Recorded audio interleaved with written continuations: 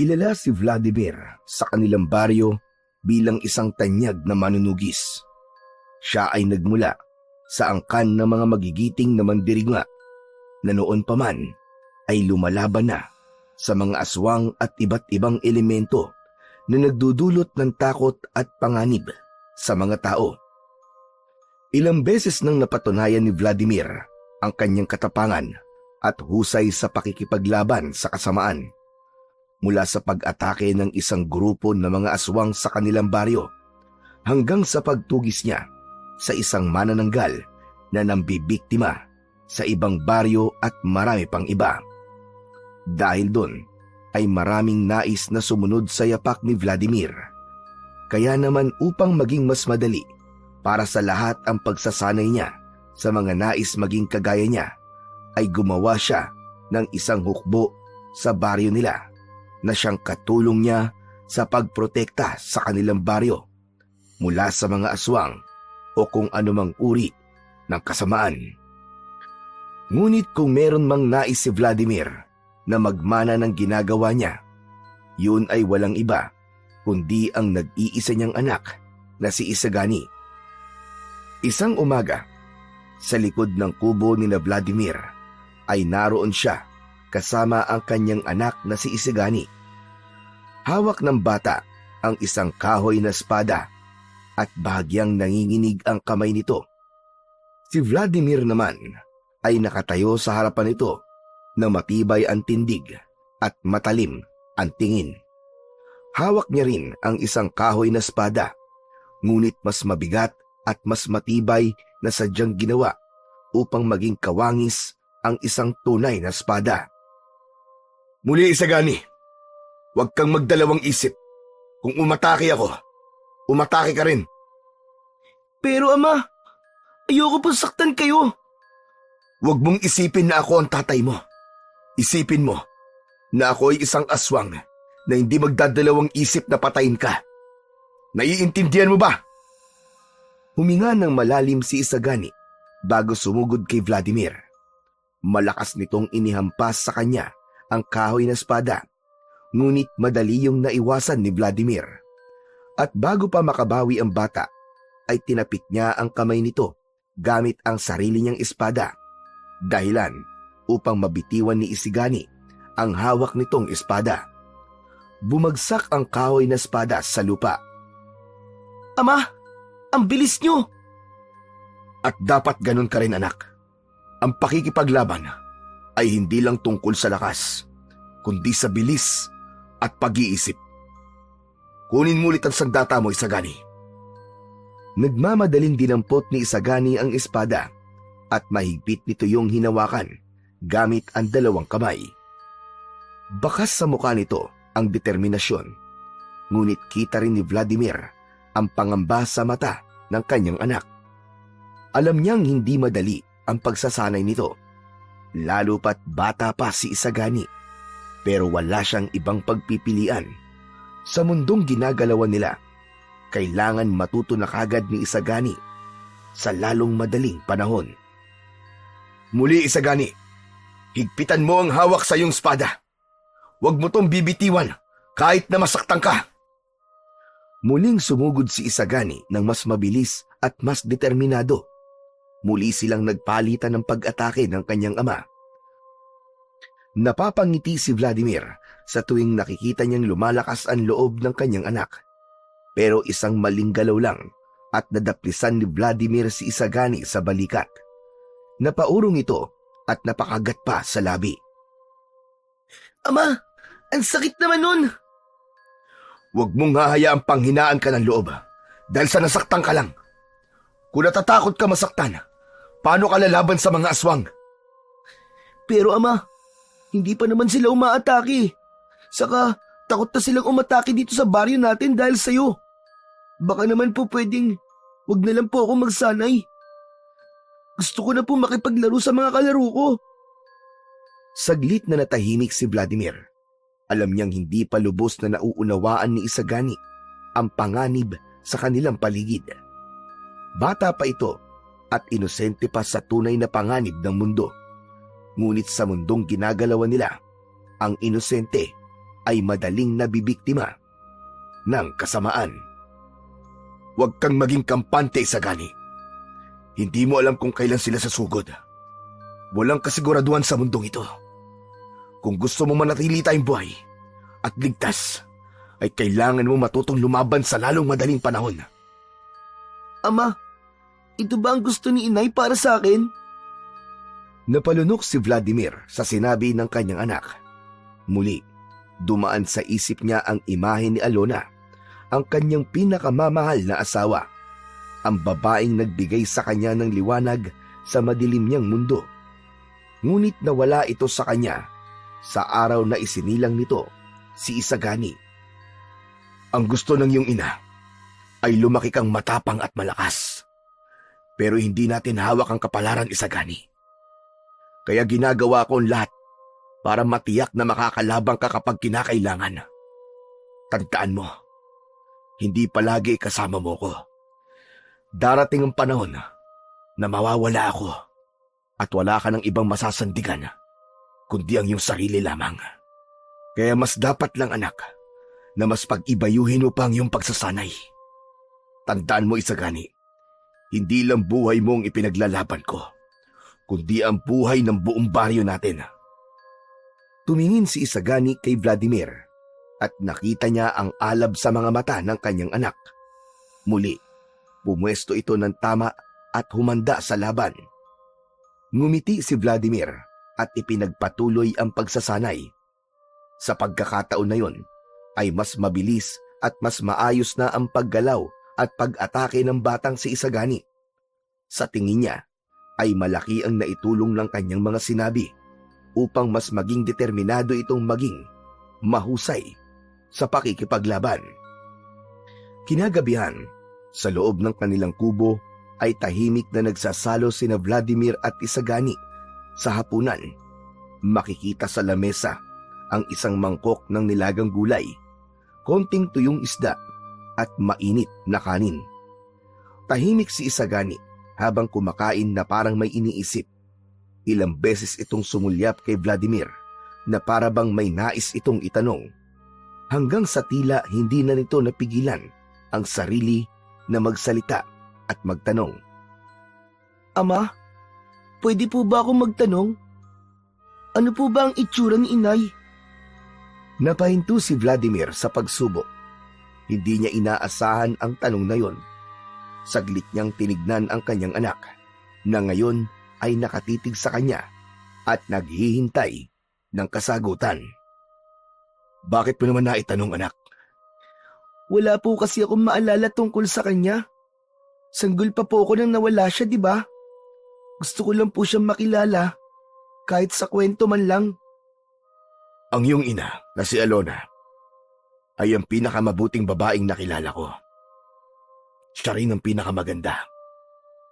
Mahaba ang buhok niya na kulay itim at ang mga mata niya ay gaya ng sayo, bilugan din. Maganda po ba siya? Tulad ng sinabi ko, napakaganda niya, Isagani. Pero ang higit na nagpatingkad sa kagandahan niya ay ang kanyang kabutihan. Mabait siya at mapagmahal at kaya niyang gawing magaan ang anumang problema. Napabuntong hininga si Vladimir at agad na ibinalik ang tingin sa kanyang anak. Mahal na mahal ka niya, Isagani. Kahit hindi mo siya naabutan, huwag mong iisipin na kahit kailan ay hindi kanya inalagaan. Ibinigay niya ang lahat para sa'yo. Dinala kanya ng 9 na buwan sa kanyang sinapupunan at ligtas kanyang isinilang. Pero hindi po ba namatay po siya dahil sa akin? Huwag mong iisipin yun. Hindi mo kasalanan na nangyari. Walang dapat sisihin sa pagkawala ng nanay mo, Isagani, dahil oras sa talaga niya upang sumama sa ating Panginoon. Oo, masakit, pero kailangan nating tanggapin na may mga bagay at pangyayari dito sa mundo na wala tayong kontrol, gaya ng kamatayan. Saglit na namayani ang katahimikan sa pagitan nila. Naramdaman ni Vladimir ang lungkot kay Isagani. Napayuko si Vladimir nang muling bumalik sa alaala niya Ang mga gabing magkasama silang nagkwekwentuhan ni Alona sa ilalim ng liwanag ng buwan. Ang mga yakap nito at ang tinig nitong punong-puno ng pagmamahal. Isang malalim na buntong hininga ang pinakawalan ni Vladimir bago siya muling bumalik sa pagkain. Hindi na nagtanong pa muli si Isagani na naging pabor kay Vladimir dahil pakiramdam niya ay maluluwa na siya kapag nagtanong pa uli si Isagani tungkol sa kanyang namayapang asawa. Isang hapon ay may kumatok sa pinto ng bahay ni Vladimir. Pagbukas ni Vladimir ay bumungad sa kanya ang isang matandang lalaki. May suot na lumang uniforme ng barangay. Si Kapitan Nestor ng Baryo San Miguel. Halata sa mukha nito ang pagod at pag-aalala. Ayon kay Kapitan Nestor, isang aswang ang nanggugulo sa baryo ng mga ito tuwing gabi. Ilang tao na ang nawawala at ang ilan ay natatagpuan na lamang ang bangkay na wala ng lamang loob. Nagsasara na ng maaga ang mga bahay at kahit ang matatapang nilang kalalakihan ay takot na takot nang lumabas pagsapit ng dilim. Wala nang nagawa ang mga ito kundi lumapit kay Vladimir dahil siya lamang ang kilala nito na sanay sa pagtugis sa mga aswang. Hindi naman nagdalawang isip si Vladimir. Kinuha niya ang kanyang sandata, isang matalim na itak na gamit na niya noon pa sa pakikipaglaban sa mga nilalang ng dilim. Agad siyang nagtungo sa baryo kasama ang kapitan. Sa pagdating niya sa San Miguel, agad niyang inalam ang kilos ng aswang. Pinag-aralan niya ang mga lugar na madalas nitong pinupuntahan at sa pagsapit nga ng gabi ay naghintay siya sa isang madilim na sulok malapit sa bahay ng huling naging biktima nito. Hindi nagkamali si Vladimir. Mula sa kadiliman ay lumitaw ang isang aswang na payat, ngunit mahaba ang mga kamay. May matutulis na kuko at mga matang nagliliwanag sa dilim. Tahimik itong gumagapang sa bubungan at paunti-unting lumalapit sa isa pang bintana. Ngunit bago pa man ito makapasok, mabilis na sumalakay si Vladimir. Mabilis din ang aswang, ngunit mas mabilis si Vladimir. Sa isang iglap, nagtagpo ang kanilang lakas. Gumamit ang aswang ng matutulis nitong kuko, subalit nasanggayon ng matibay na itak ni Vladimir. Isang malakas na hataw ng itak at naputol ang isang kamay ng aswang. Nagsisisigaw ito ng dahil sa labis na sakit. Pero hindi na ito binigyan ni Vladimir ng pagkakataon pang makatakas. Sa huling pag-atake niya, ay agad niyang pinugutan ng ulo ang aswang. Nang bumagsak ang katawan ng halimaw sa lupa, nag-umpisa ng sumilay ang liwanag ng umaga. Isa na namang gabi ng takot ang natapos. Muling nagkaroon ng katahimikan sa baryo. Nagpasalamat si Kapitan Nestor kay Vladimir. Ngunit tulad ng dati, hindi siya naghintay ng papuri at naglakad na siya pauwi sa kanilang bahay. Pagkarating niya sa bahay, ay agad na sumalubong sa kanya si Isagani na halos tumatalon sa pagkasabik. Ama! Ano po nangyari? Aswang na naman ba ang pinatay niyo? Tama ka, anak. Mabutit na patay ko na siya. Tahimik na ngayon ang baryo ni na Kapitan Nestor. Ama, malakas po ba yung aswang na nakalaban niyo? Oo, malakas. At mabilis din. Pero hindi sapat ang bilis at lakas niya para sa akin. Grabe, sana po, nakasama ako. Napailing si Vladimir habang tinitignan ang anak niyang puno ng sigla at paghanga para sa kanya. Huwag ka magmadali, anak. Darating ang araw para dyan. Pero hindi ka pa handa. Kaya nga dapat na paghusayan mo pa ang iyong pagsasanay. Pangako po, Ama. Magiging kasing lakas niyo rin po ako. Mas gagalingan ko po ang aking pagsasanay. Ganyan nga, anak. Sigurado ko na masigit pa sa akin na magiging husay at lakas mo. Pinagmasdan ni Vladimir ang kanyang anak. Bagamat may takot siya na darating ang araw na gagawin na ni Isagani ang ginagawa niya, ay alam niyang hindi niya yun mapipigilan. Kailangan ipagpatuloy ni Isagani ang pagiging manunugis ng kanilang pamilya at hindi yun maaaring maputol hanggang sa may mga aswang na patuloy na nagiging banta sa buhay ng mga tao. Tuwing umaga ay palaging gumigising ng maaga si Vladimir. Bago pa sumikat ang araw ay nasa labas na siya at hawak ang isang pambungkal habang inaayos ang mga pananim nilang gulay. Sa isang gilid ng kanilang bakuran, makikita ang hanay ng mga tanim na talong, kamatis, sitaw at ampalaya, mga halamang pinagkukunan nila ng kabuhayan. Maya-maya pa ay lumabas mula sa bahay si Isagani. Bitbit ang isang maliit na balde. Wala itong pasok sa eskwela sa araw na yon, kaya alam na ni Vladimir na sasamahan siya nito sa pagtatanim at pag-aalaga ng mga halaman. Ama! Ako na po magdidilig. Mabuti. Siguraduhin mo maaabot, pati ang mga pinakalikod, ha? Opo, Ama. Tahimik silang nagtrabaho sa loob ng ilang minuto. Si Isagani ang nagdidilig, habang si Vladimir naman ay nag-aalis ng mga damo. Ang ganong klase ng gawain ay bahagi na ng kanilang pang-araw-araw na buhay. Kapag hindi siya nagtatangkang sugpuin ang mga halimaw na gumagala sa kadiliman, isa lamang siyang simpleng magsasaka na bumubuhay sa kanyang anak. Habang nagpupunas ng pawis si Isagani, ay bigla itong nagsalita. Ama, paano po pala kayo naging isang manunugis? Hindi ako ang unang naging manunugis sa pamilya natin, Isagani. Matagal nang nasa dugo natin ang tungkuling ito. Ang mga ninuno natin ay kilala noon bilang pinakamagagaling na mga ngaso ng mga aswang. Ibig sabihin po, noon pa man po, ay ganito na po ang buhay natin? Tama ka, anak. Ang kaalaman sa pakikidigma at ang kakayahang lumaban sa kadiliman ay ipinapasa-pasa sa bawat henerasyon. Hindi natin to pinili, pero ito ang iniwan sa atin ng ating mga ninuno na kailangan nating ipagpatuloy.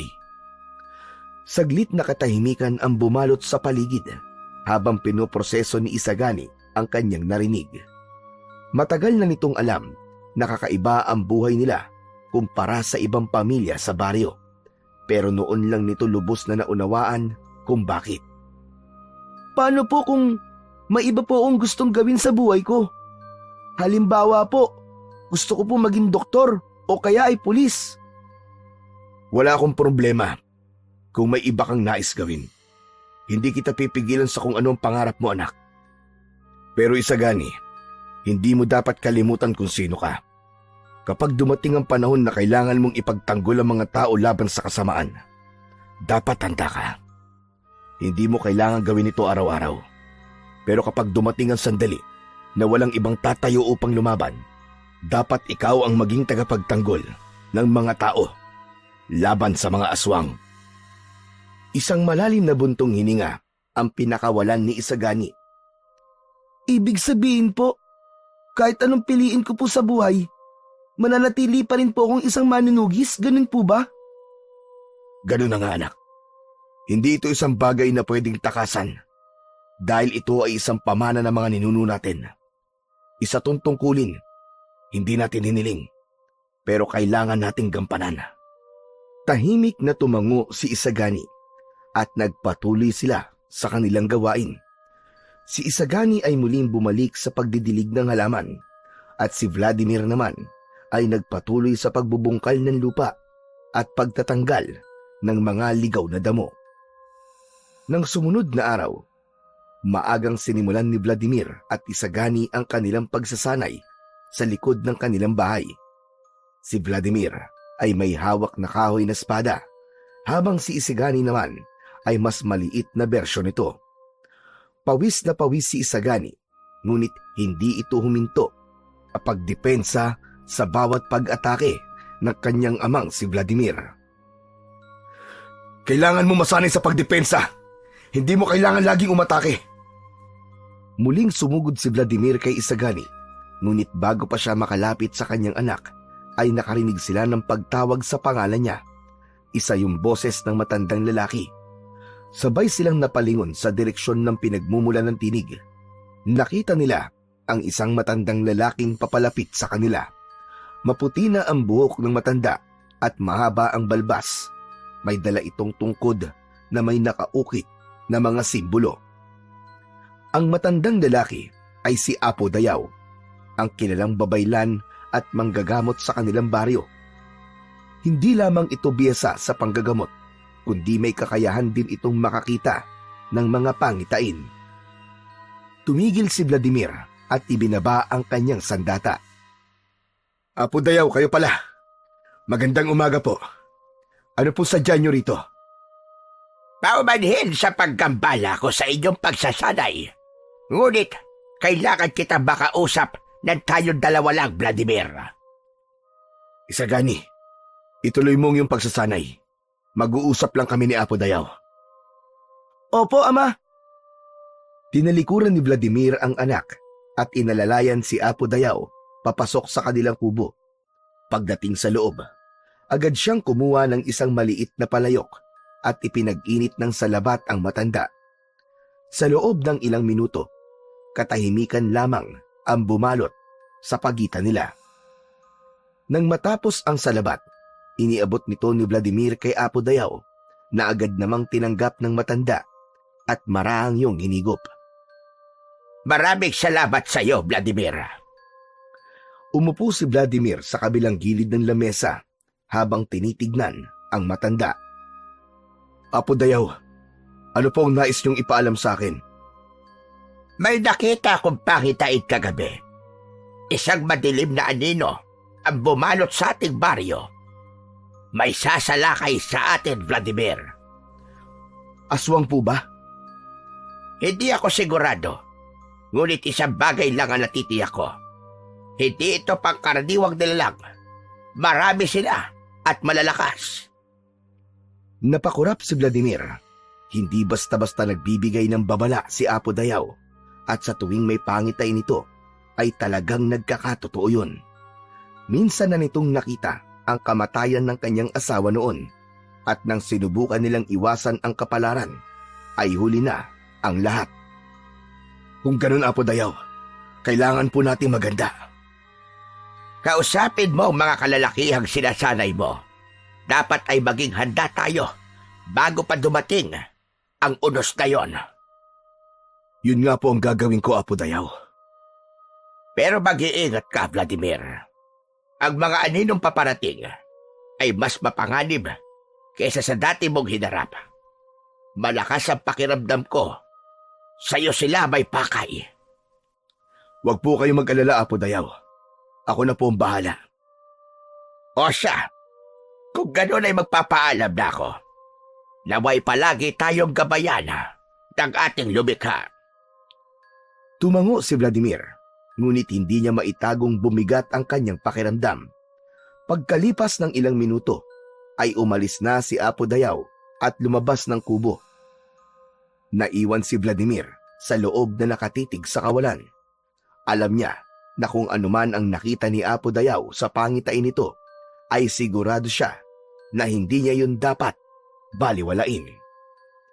Matapos umalis ni Apo Dayaw, ay hindi na nag-aksaya ng oras si Vladimir.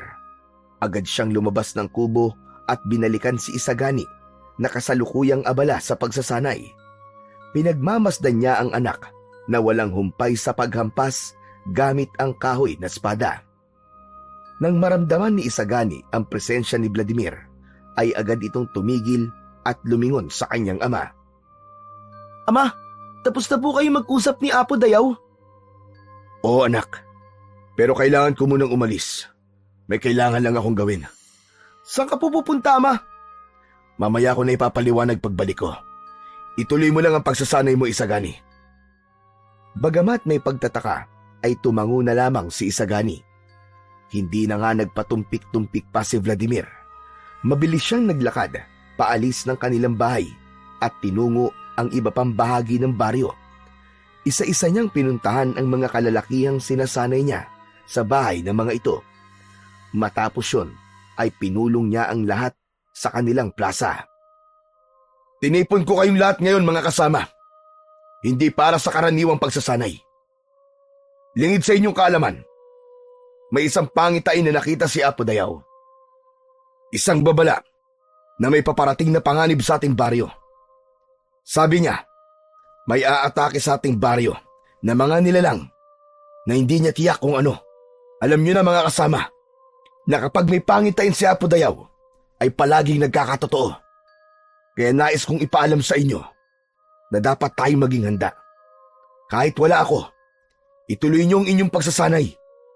Palagi kayong maging alisto, lalo na sa gabi. Kahit anong mangyari, huwag kayong magpapabaya. Nagtinginan ang ilan, ngunit wala ni isa ang tumutol. Walang sino mang lalaban na mag-isa. Kapag may nakita kayong kakaiba, ipaalam kaagad sa kasama nyo.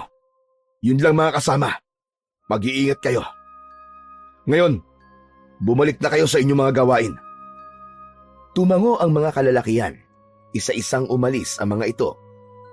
Matapos yun, ay umalis na rin si Vladimir upang bumalik sa kanilang bahay. Habang naglalakad pa uwi, ay naramdaman niya ang bigat ng responsibilidad sa kanyang balikat. Alam niyang ang mga susunod na araw ay magiging mahirap para sa kanilang lahat. Pagbalik ni Vladimir sa kanilang kubo, ay agad siyang sinalubong ni Isagani. Sumabay ito sa paglalakad sa kanya hanggang sa umupo siya sa isang mahabang upuan na nasa gilid ng kubo. Tumabi si Isagani sa kanya. Ama, saan ka po galing? Ano pong ginawa niyo at bigla po kayong umalis? Isagani, nagkaroon kasi ng pangitain si Apo Dayaw. Sinabi niya sa akin na may darating na panganib sa ating baryo. Hindi niya alam kung kailan, pero kailangan namin maging handa. May mga nilalang na hindi niya matukoy na sasalakay dito sa baryo. Kung ganun, ano pong gagawin natin, Ama? Kinausap ko na ang mga kalalakihan dito sa baryo.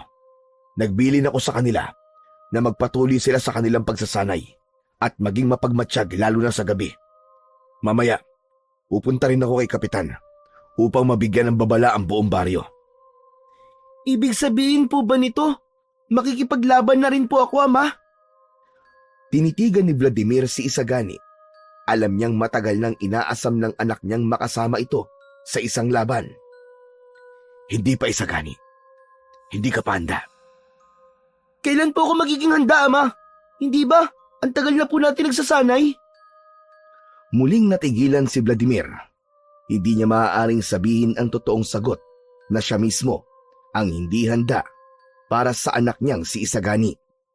Hindi niya matanggap ang ideyang itutulak niya ang anak sa panganib, kahit pa alam niyang yun ang tadhana nito. Ako magsasabi, Isagani, kung kailan ka na maaaring makipaglaban. Sa ngayon, ay magpatuloy ka na lang sa pagsasanay mo. Nakita ni Vladimir ang bahagyang pagkadismaya sa mukha ng kanyang anak, pero hindi na ito kumibo. Alam niyang gusto nitong patunayan ang sarili, pero hindi niya hahayaang sumabak ito sa panganib nang hindi pa sapat ang kahandaan nito.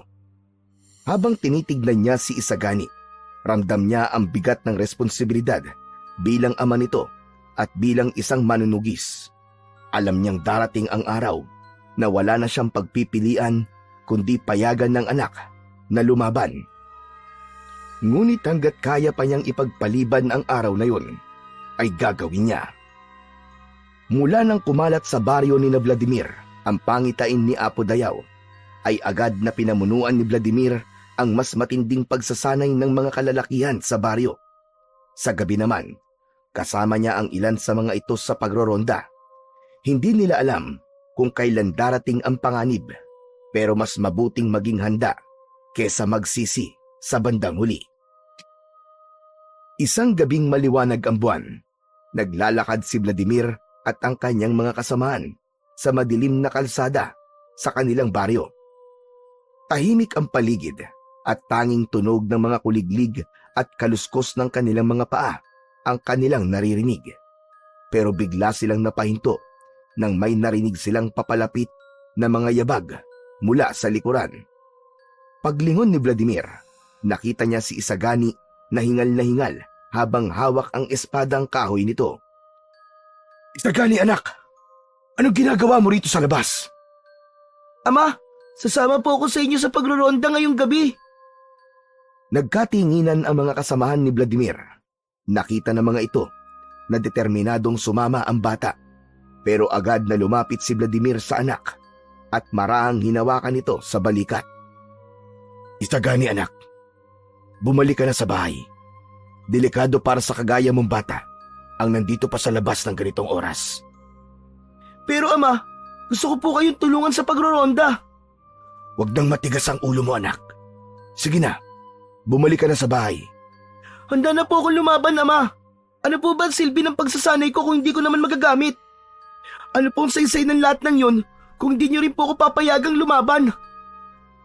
Hindi porket sinasanay kita ay maaari ka na makipaglaban ni Isagani. May tamang panahon para doon at hindi pa ngayon ang panahong yon. Napapikit si Vladimir. Alam niyang may punto si Isagani pero sa panahong yon ay hindi pa siya handang makita ang kanyang anak na nakikipaglaban. Nanatiling nakatayo naman si Isagani at hindi kumikibo. Maya-maya pa ay napayuko na si Isagani at tumalikod. Tahimik itong naglakad pabalik sa kanilang bahay habang bagsak ang balikat. Habang pinagmamasdan ni Vladimir ang papalayong si Isagani ay hindi niya maiwasang makaramdam ng kirot sa kanyang dibdib. Nakita niya ang labis na kagustuhan ng anak niyang makatulong pero hindi niya kayang isugal ang buhay nito. Pagsapit ng madaling araw ay nagdesisyon na sina Vladimir na huminto na sa pagroronda. Tahimik niyang binagtas ang daan pauwi sa kanilang bahay. May kung anong bigat sa kanyang dibdib habang iniisip ang nangyari kanina, lalo na ang pagkadismaya ni Isagani matapos niyang hindi ito payagang sumama sa kanila. Pagdating niya sa kanilang kubo ay nakita niya si Isagani na nakaupo sa may labas. Hindi man ito sabihin, alam niyang nagtatampo ang bata. Lumapit si Vladimir kay Isagani at tumabi rito. Bakit hindi ka pa natutulog? Anong oras na, Isagani? Hindi sumagot ang kanyang anak. Nanatili lang itong nakatitig sa kawalan habang hawak ang espadang kahoy. Alam ko nagtatampo ka, Isagani. Pero sana'y naiintindihan mo kung bakit hindi pa kita pinapayagan sa gusto mong mangyari, anak. Pakiramdam ko po kasi walang saysay po ang pagsasanay ko. Ano po ba ang silbi ng lahat ng ito kung hindi niyo rin po ako papayagan makipaglaban sa tunay na kalaban? Isagani, hindi mo pa naiintindihan. Hindi ito tulad ng pagsasanay natin. Kapag nasa totoong labang ka, bawal ang time purse. Hindi ka pagbibigyan ng kalaban mo gaya ng ginagawa ko sa'yo. Isang pagkakamali lang, maaaring ikamatay mo yon. At hindi ko kayang mawala ka, anak. Pero ama, kailan niyo po ako papayagan sumama sa inyo at makipaglaban? Kailan niyo po ako ituturing na tunay na mandirigma? Kapag dumating na ang tamang panahon, anak. Kapag sigurado na akong hindi ka lang handa basta sa laban, kundi pati sa responsibilidad bilang isang manunugis. Ang pagiging isang manunugis ay hindi simpleng bagay, Isagani. Isa itong tungkulin na kailangan yakapin ng buong buo. Hindi lang dahil gusto mo, kundi dahil handa kang isakripisyo ang sarili mong buhay para sa iba. Pero paano po kung hindi ako kailanman maging handa sa paningin niyo? Paano kung hindi niyo ako kayang payagan kahit kailan? Natigilan si Vladimir. Totoo, hindi niya alam kung kailan niya matatanggap na ang kanyang anak ay magiging bahagi na ng digmaan. Napangiti si Vladimir ng bahagya at marahang ginulo ang buhok ng anak. Huwag kang mag-alala, anak. Kapag dumating na ang araw na handa ka na, ako mismo magbibigay sa iyo ng tunay na espada. Sa ngayon, ay magsanay ka na lang muna na maigi. Muling natahimik si Isagani. Ramdam pa rin ni Vladimir na hindi pa rin nawala ang tampo nito. Makalipas ang ilang sandali, tumayo si Vladimir at marahang hinaplos ang ulo ng anak. Tara na, matulog na tayo, anak, at may mahaba pa tayong pagsasanay bukas. Hindi sumagot si Isagani, pero nang tumayo ito at pumasok sa kanilang kubo, ay alam ni Vladimir na kahit papano ay naunawaan siya ng kanyang anak. Tahimik naman ang baryo ng gabing yon habang nagroronda sina Vladimir at ang ilang kalalakihan. Ngunit sa kalagitnaan ng pagroronda nila ay isang malakas na sigaw ang pumunit sa katahimikan. Isang sigaw ng babae na nasundan ng sigaw ng iba pa. Naging magkakasabay na ang mga pagsigaw na para bang binalot ng impyerno ang buong baryo. Agad na sinundan ni Vladimir ang sigawan. Walang pag-aalinlangan na tumakbo si Vladimir kasama ang kanyang mga kasamahan. Nang marating nila ang pinagmumulan ng ingay, bumungad sa kanila ang isang nakapangingilabot na tanawin. Mga bahay na nakabukas ang pinto, mga dugo sa lupa at mga walang buhay na katawan na nakahandusay. At doon nila nakita ang mga salarin, ang mga tamawo. Maputi ang mga balat ng mga tamawo na tila hindi nasisikatan ng araw kailanman. Mahahaba at mapuputi rin ang buhok ng mga yon, ngunit ang mas nakakatakot ay ang matutulis na kuko at ang mga ngipin ng mga yon. Mabilis gumalaw ang mga tamawo na akala mo ay mga pesteng naglipa na. Mga tamawo mga yan! Lumaban tayo! Huwag niyong hahayaang ubusin nila mga tao sa baryo natin! Sabay-sabay nilang itinaas ang kanilang mga armas. Ang ilan ay may sibat at ang iba naman ay gulok. Si Vladimir naman ay may hawak na itak na minana pa niya sa kanyang ama. Nang sumugod sila, doon nila napagtanto ang tunay na bangis ng mga tamawo. Napakabilis ng mga ito. Ang isang kasamahan ni Vladimir ay hindi pa man nakakaatake ay agad nang nahablot ng isang tamawo. Tinusok ng matutulis nitong kuko ang lalamunan ng kawawang lalaki bago tinapon ang katawan na parang basahan. May isa na nagawang tagain ang tamawo sa likod, ngunit parang wala lang yun dito. Maraan na lumingon ang tamawo sa umatake rito at sa isang iglap ay nilapa nito ang leeg ng kawawang lalaki. Huwag kayong magpapatalo mga kasama! Gamitin niyo ang mga tinuro ko sa inyo! Narinig ni Vladimir ang mga hiyawan ng kanyang mga kasama habang isa-isang bumabagsak ang mga ito. Tinaga ni Vladimir ang dibdib ng isang tamawo, ngunit hindi yun naging sapat para mapatay niya ito. Nagkalat na ang bangkay ng kanyang mga kasamahan. Ang ilan ay sugatan at duguan na, pero patuloy pa ring lumalaban. Si Vladimir mismo ay may sugat na rin sa balikat at may daplis sa pisngi. Alam niyang hindi nila kaya ang laban. Hanggang sa gitna ng kaguluhan ay isang mas matangkad na tamawo ang dumating. Kakaiba ang bihis nito sa ibang tamawo na naroon. Gusto na mga alagad! Agad namang huminto ang lahat ng mga tamawo sa pag-atake. Nagtipon ang mga yon sa likod ng bagong dating na tamawo. Ako si Tawin. Ako ang pansamantalang pinuno ng mga tamawo na nakatira sa kagubatan sa lugar na ito. Hindi namin nais na ubusin kayong lahat ngayong gabi. Ngunit kung hindi niyo susundin ang aming kahilingan, ay patuloy na dadanak ang dugo sa baryo na ito. Anong ibig mo sabihin? Anong kahilingan na sinasabi mo? Isuko niyo sa amin ang isang batang nagngangalang Isagani. Sa pangatlong gabi, ay babalik kami. Kung hindi niyo siya isusuko, lahat kayo ay mamamatay. Ang ipinakita namin sa inyo ngayong gabi ay wala pa sa lakas na meron kami. Kaya alam niyo na ngayon kung ano ang mangyayari sa inyo sa oras na hindi niyo maibigay ang aming kahilingan. Sa isang kumpas lang ng kamay ni Tawen ay sabay-sabay na umalis ng mabilis ang mga tamawo. Nang mawala na ang mga yon, ay natulala si Vladimir. Nanginginig ang kanyang kamay habang mahigpit na hawak ang kanyang itak. Sigurado siya na ang batang si Isagani na tinutukoy ni Tawen ay ang kanyang anak, dahil alam niya na ito lamang ang may ganoong pangalan sa lugar nila. Ang ipinagtataka lang niya ay kung bakit nais na makuha ng mga tamawo ang kanyang anak. Matapos may masmasan ni Vladimir, ay malalaki ang mga akbang na nagtungo siya sa bahay nila. Pagpasok niya sa kanilang kubo, ay nakita niya si Isagani na nasa isang sulok habang yakap ang sarili. Nanginginig ito sa labis na takot. Alam ni Vladimir na narinig dito ang sinabi ni Tawen. Mabilis na nilapitan ni Vladimir si Isagani at marahan niyang inilagay ang isa niyang kamay sa balikat nito. Nang maramdaman ni Isagani ang presensya ng kanyang ama, ay agad itong yumakap ng mahigpit sa kanya.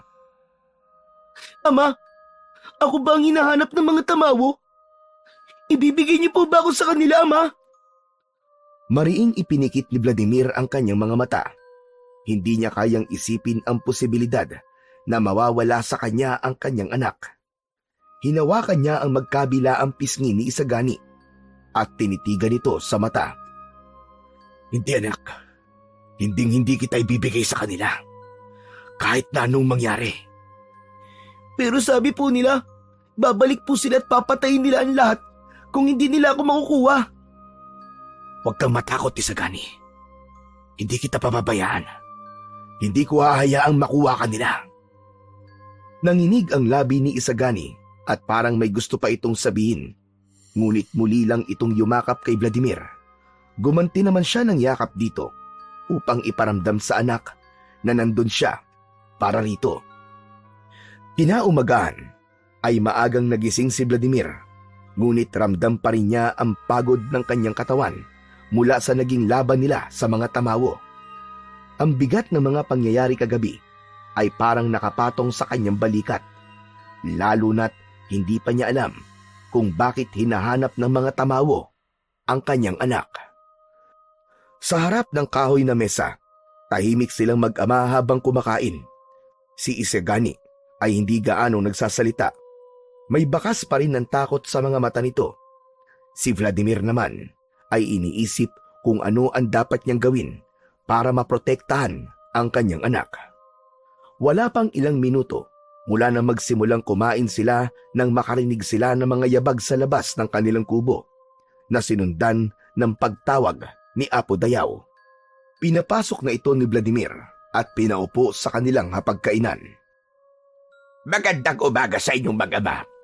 Kahit alam ko na walang maganda sa umagang ito dahil sa nangyari kagabi.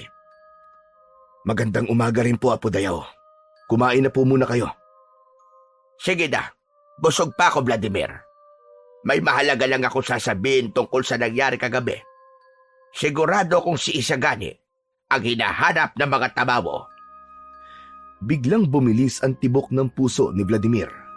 Alam niya na ang bagay na yon, pero iba pa rin ang pakiramdam nang marinig niya yon mula kay Apo Dayaw. Bakit po, Apo Dayaw? Ano po ang kailangan nila sa aking anak? Hindi ko alam ang sagot niyan, Vladimir. Pero isa lang ang sigurado ko. Hindi mo dapat ibigay si Isagani sa kanila. May masama akong kutob. May plano silang hindi maganda kay Isagani. Kahit ano pong mangyari, Apo Dayaw, hindi nila makukuha ang aking anak. Hindi ako papayag. Magkakamatayan muna kami.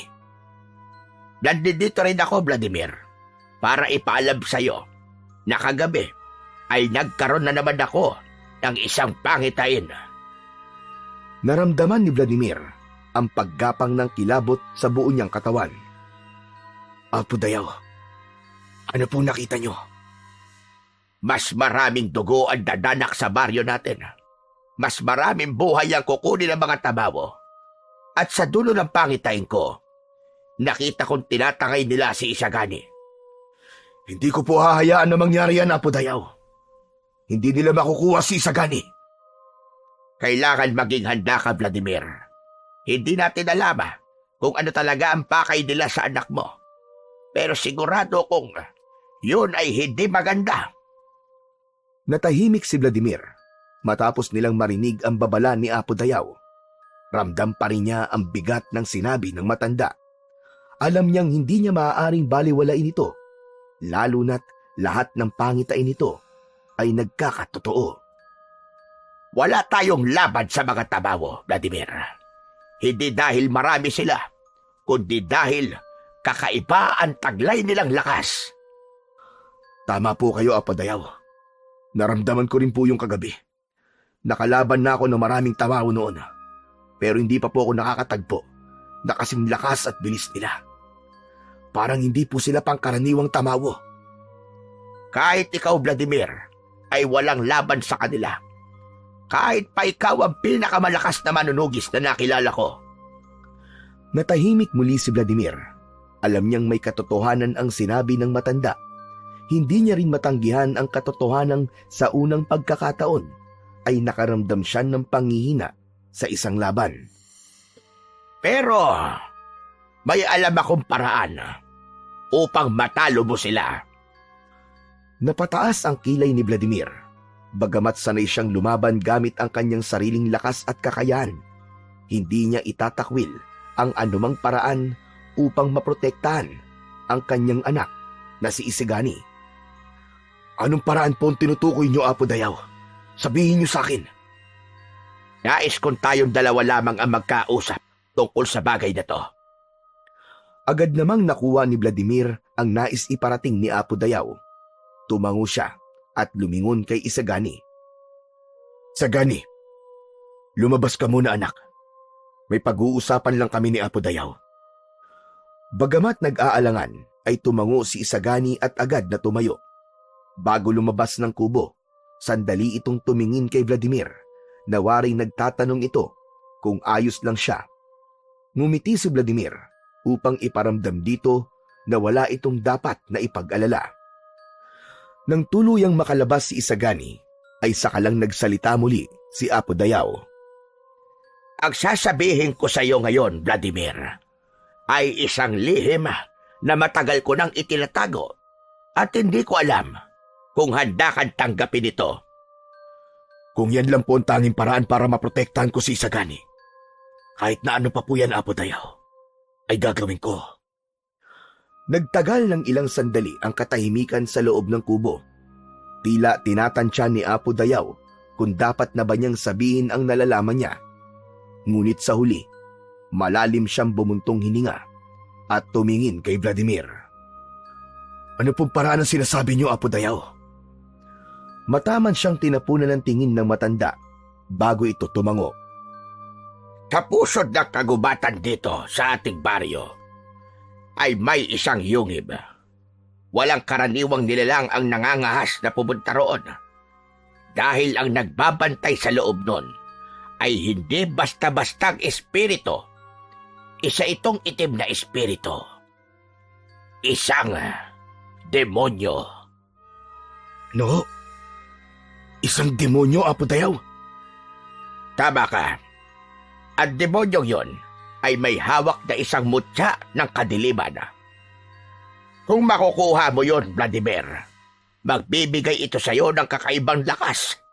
Lakas na kahit ang pinakamalakas na aswang ay katatakutan ka. At ano naman po ang kapalit na kailangan kong ibigay para makuha ang mutyang yun? Walang nakaalam, Isagani. Maging ang lolo ko na minsang nagsabi sa akin ito ay hindi rin alam kung ano ang kapalit. Hindi niya sinubukan sapagkat hindi siya sigurado kung kakayanin niyang kontrolin ang mutya na galing sa isang demonyo.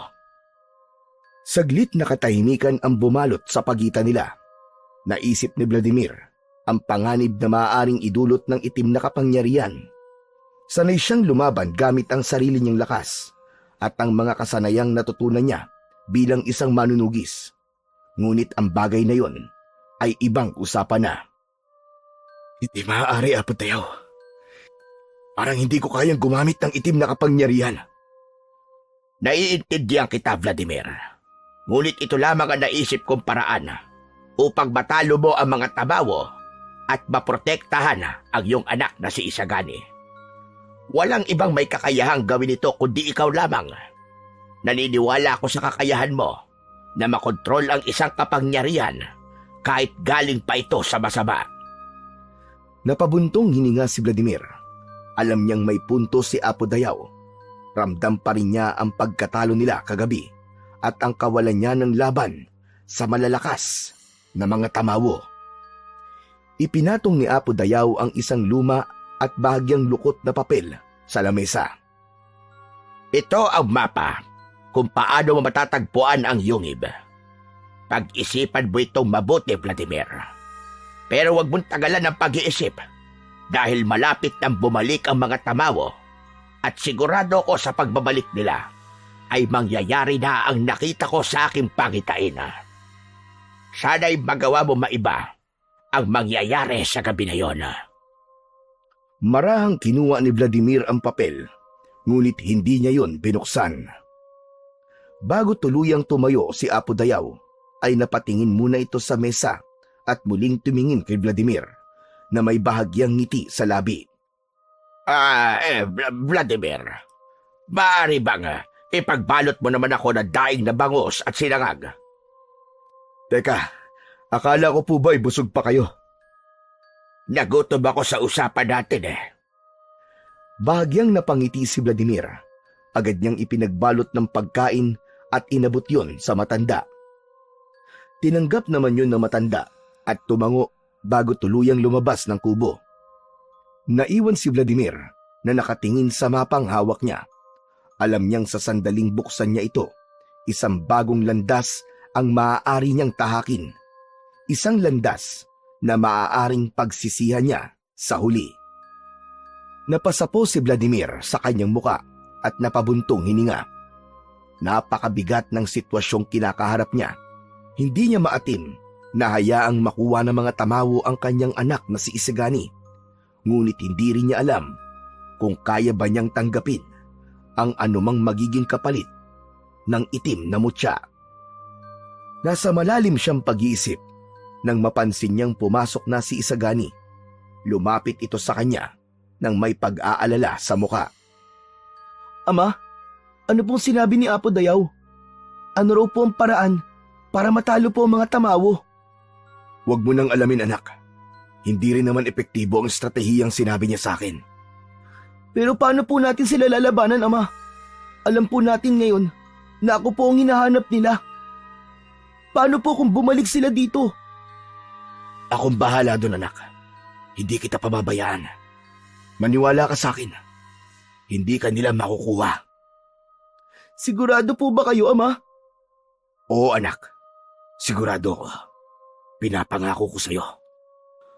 Nanatiling tahimik si Isagani ng ilang sandali. Ngunit ramdam ni Vladimir na marami pa itong gustong itanong. Sa loob-loob niya, umasa siyang hindi na kailangan dumating sa puntong kakailanganin niyang gawin ang hindi niya kayang ipaliwanag sa anak niya. Ngunit kung yun lang ang tanging paraan upang mailigtas si Isagani, ay baka isugal na lang niya ang sarili niyang kaluluwa sa kampon ng kadiliman. Inagabihan, sa loob ng kubo, ay nakahiga si Vladimir sa kanilang papag habang nakatitig sa kisame na gawa sa pinagtagpi-tagping kawayan. Hindi niya magawang ipikit ang mga mata dahil patuloy niyang iniisip kung dapat ba niyang gawin ang suwestyon ni Apo Dayaw na kunin ang mutya ng kadiliman.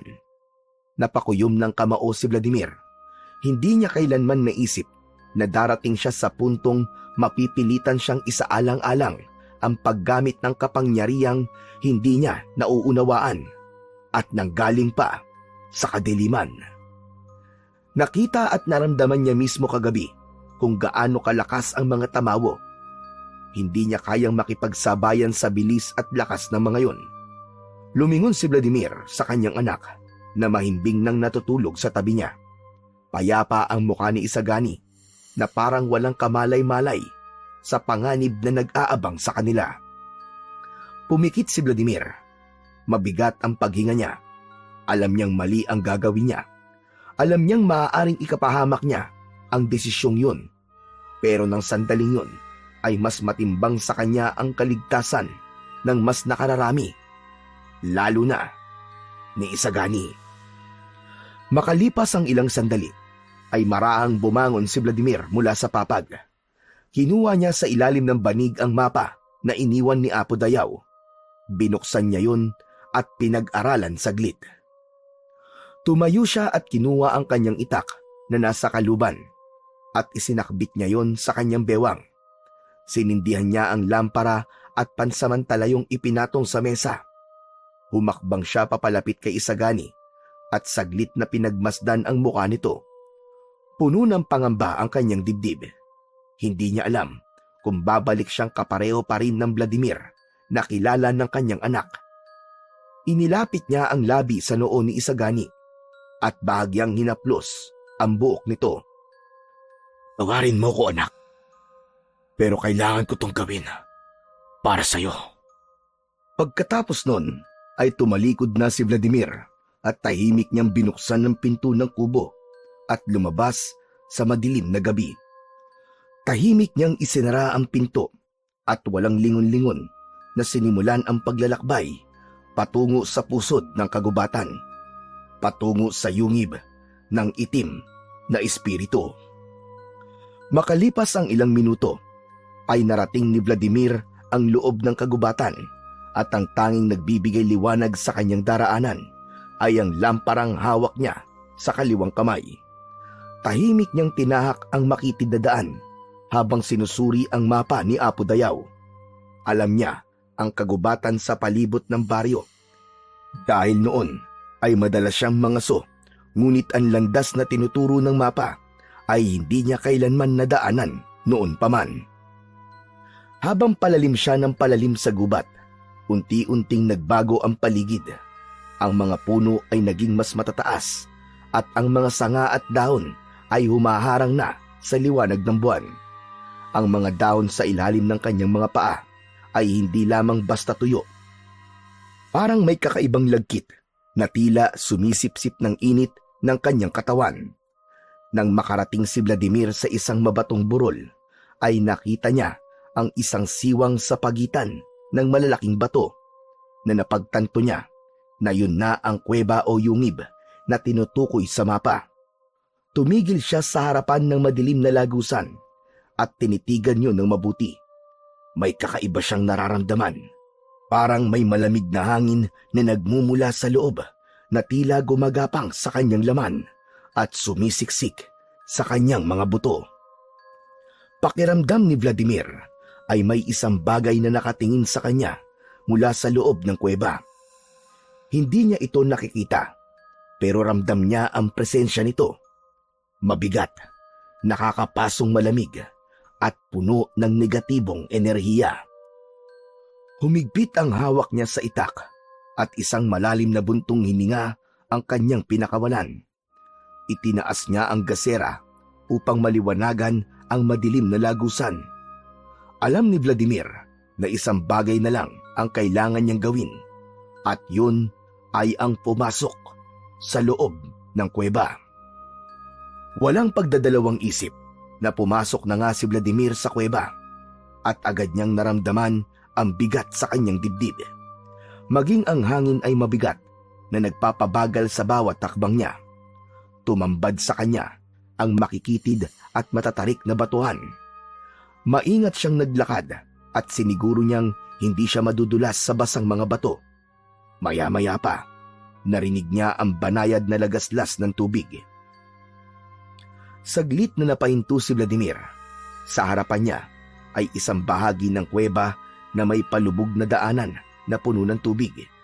Hindi niya alam kung gaano yun kalalim, pero wala siyang ibang magagawa kundi lumusong.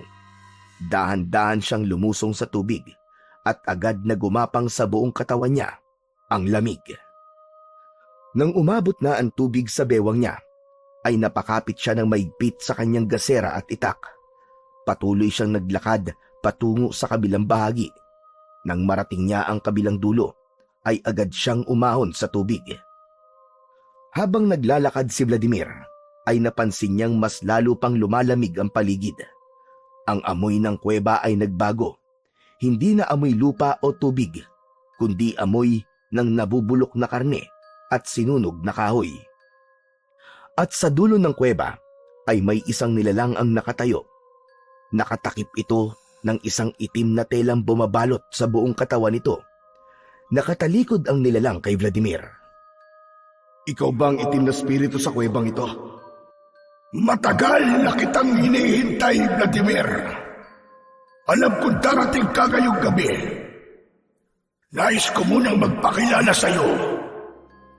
Tawagin mo na lang ako sa pangalan na Baal. Sa paglingon ni Baal, hindi isang tao ang nakita ni Vladimir, kundi isang makapal na usok na hugis tao. Meron itong mapupulang matang kumikislap sa dilim na parang 2 bolang apoy. Napalunok si Vladimir. Sa kabila naman ng kilabot na nararamdaman niya, ay hindi siya umatras. Nais kong kunin ang mutya ng kadiliman. Sigurado ka ba sa iyong nais? Marami nang nagtangkang mapasakamay ang mutya ng kadiliman. Ngunit lahat sila ay nabigo. Lahat sila ay namatay. Bakit hindi mo muna subukan? Subukan mo ako, Baal. Malakas na tumawa si Baal, isang halakhak na tila nagmumula sa iba't ibang direksyon ng kuweba. Umaalingaw-ngaw yun na nanunuot sa magkabilaang tenga ni Vladimir. Kung gayon, bibigyan kita ng pagkakataon. Patunayan mo kaya mong dalhin ang kapangyarihan ng mutya ng kadiliman. Mula sa isang itim na usok, unti-unting lumitaw sa harapan ni Baal ang isang bungo ng tao. Sa loob nun ay may likidong kulay pula na malapot. Sa unang tingin ay alam na kagad ni Vladimir na yun ay dugo. Iniabot ni Baal ang bungo kay Vladimir. Inumin mo ito. Ano ito? Ito ang aking dugo. Kung nais mo talaga ang mutya ng kadiliman, kailangan mong sundin ang lahat ng ipag-uutos ko. Tinignan ni Vladimir ang bungo. Umaalingasaw ang malansang amoy ng dugo. Napalunok muna siya bago niya kinuha ang bungo mula kay Baal. Nang idikit niya ito sa kanyang labi, ay naramdaman niya ang init ng likido. Napagtanto niya na ang dugong yun ay sariwa pa. Alam ni Vladimir na wala siyang pagpipilian, kaya't pumikit siya at ininom ang dugo na nakalagay sa bungo. Malapot yun. Malansa na may kasamang pait ang lasa. Gumapang ang dugo sa lalamunan niya. Pakiramdam niya ay may buhay yung gumagapang sa loob ng kanyang katawan. Nang maubos ni Vladimir ang dugo, ay bigla siyang napaluhod. Sumakit ang kanyang sikmura na para bang may nagbabagang apoy na naglalagablab sa loob ng kanyang tiyan. Nanginig ang kanyang buong katawan. Sumisikip ang kanyang dibdib at dumilim ang kanyang paningin. Sa huling sandali, bago siya mawalan ng malay, ay narinig niya ang malakas na halakhak ni Baal. Makalipas ang ilang sandali, ay muling nagkamalay si Vladimir. Napasinghap siya at agad niyang naramdaman ang bigat ng kanyang katawan. Pakiramdam niya ay para siyang kinain at muling isinuka ng kadiliman. Dahan-dahan niyang iminulat ang kanyang mga mata. Naroon pa rin siya sa loob ng kuweba at sa harapan niya ay nakatayo pa rin si Baal. Ngumisi si Baal, isa yung nakakatindig balahibong anyo ng kasiyahan. Binabati kita, Vladimir. Nalagpasan mo ang unang pagsubok. Napahawak si Vladimir sa kanyang dibdib. Pakiramdam niya ay may mainit na enerhiya na patuloy na dumadaloy sa kanyang ugat. Tumayo siya at tinignan si Baal. Ano nangyari? Ano nangyari sa akin? Iilan lamang ang muling nagigising matapos inumin ang dugo ng pagkilala. Marami ang hindi nagising. Ang ilan ay natuyo na lamang. Ang iba naman ay tuluyang nilamon ng kadiliman. Ngunit ikaw ang pagkutanging nagtagumpay. Ano nang susunod kong gagawin, Baal? Sabihin mo na para matapos na ito. Vladimir, bago ko ipagkaloob sa iyo ang mutya ng kadiliman, nais kong itanong sa iyo Bukal ba sa puso mo ang pagtanggap nito? Oo, bukal sa puso ko ang pagtanggap sa mutya ng kadiliman. Matapos niya yun sabihin, ay biglang umihip ang malamig na hangin sa loob ng kuweba. Napangiti si Baal. Kung gayon, sa oras na pumasok sa katawan mo ang mutya ng kadiliman, kailangan mong tumakbo palabas na kuweba. Bakit, Baal? Sabihin mo sa akin. Dahil ang kuwebang ito ay guguho. Kung hindi ka makakalabas, ibig sabihin ay hindi ka tinanggap ng mutya at dito ka na mamamatay. Napalingon si Vladimir sa likuran niya at nanlaki ang kanyang mga mata nang makita niyang wala na ang daan na dinaanan niya papasok sa kuweba na yun. Isang solidong pader ng bato ang nakaharang sa kanyang likuran. Wala ka nang babalikan, Vladimir. Ang tanging lagusan na maaari mong labasan ay ang lagusan na nasa aking likuran. Muling lumingon si Vladimir kay Baal at sa likod nito ay unti-unting lumitaw ang isang makipot na butas sa dingding ng kuweba. Huminga ng malalim si Vladimir. Alam niyang wala na siyang ibang pagpipilian kundi ang sumunod sa mga sasabihin at kagustuhan ni Baal. Mula sa katawan ni Baal ay lumabas ang isang maliit na itim na bato. Lumutang yun na parang may sariling buhay at unti-unting lumapit sa kanyang muka. Hindi siya nakagalaw at bago pa man niya maisip kung ano ang dapat niyang gawin, ay biglang pumasok ang bato sa kanyang bibig. Nag-init ang lalamunan ni Vladimir at para siyang nilamon ng apoy mula sa loob ng kanyang katawan. Napaluhod siya habang hawak ang kanyang dibdib. Pakiramdam niya ay sinusunog ang kanyang kaluluwa. Ngunit wala na siyang panahon para magpahinga. Biglang umuga ang lupa sa ilalim niya. Mula sa itaas ng kuweba ay nagsimulang maglaglagan ang malalaking tipak ng bato. Napatingin si Vladimir sa lagusan sa likod ni Baal. Alam niya na yun ang tanging daan palabas ng kuwebang yun at kailangan niya ng kumilos dahil kung hindi ay malilibing siya ng buhay sa lugar na yun. Walang pag-aalinlangan na tumakbo ng mabilis si Vladimir patungo sa lagusan habang iniiwasan ang nagbabagsakang mga bato. Pagsapit niya sa makipot na butas ay agad siyang sumuot doon. Ngunit may kakaiba. Habang gumagapang siya sa makipot na lagusan ay unti-unting sumisikip yun na parang may isang hindi nakikitang puwersa na nais siyang maipit doon. Pinilit ni Vladimir na gumapang ng mas mabilis. Naramdaman niya ang magagaspang na mga bato na sumusugat sa kanyang balat. Ngunit hindi siya nagpatinag. Nang marating niya ang dulo ay napatingala siya at doon niya napagtanto na nasa pinakailalim na siya ng isang malalim na hukay. Nagpatuloy ang pagyanig at pagguho ng lupa sa gilid ng hukay hanggang sa naisip ni Vladimir na kailangan niyang umakyat upang mabuhay siya. Mabilis na nagtungo si Vladimir sa gilid ng hukay at ikinapit niya ang mga kamay niya sa mga batong nakausli roon. Umakyat siya pa itaas gamit ang kanyang natitirang lakas at makalipas ang ilang minuto ay tuluyan na siyang nakalabas ng hukay. Iginala niya ang kanyang paningin at napagtanto niyang nasa kagubatan na siya. Pagod na pagod siyang nagpahinga at napahiga sa lupa. Nang makabawi ng konting lakas, ay bumangon siya at umupo.